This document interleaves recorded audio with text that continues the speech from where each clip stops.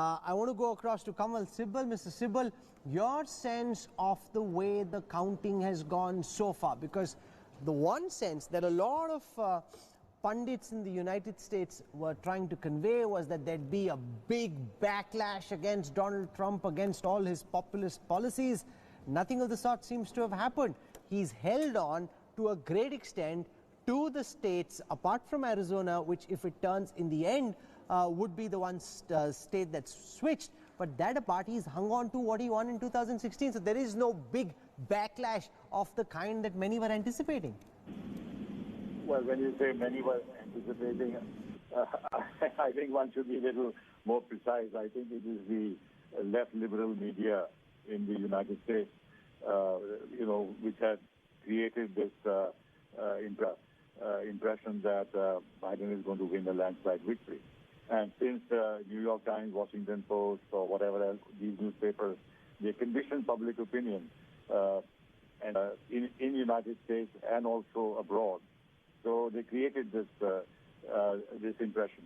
And also the Silicon Valley, which is very much against Trump.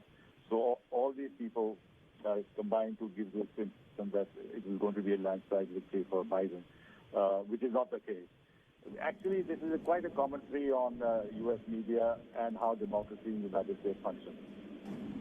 That even in the most advanced democracies, in the oldest democracies, the processes are so how should I say, inaccurate in terms of gauging public opinion, of modulating public opinion, of misleading public opinion.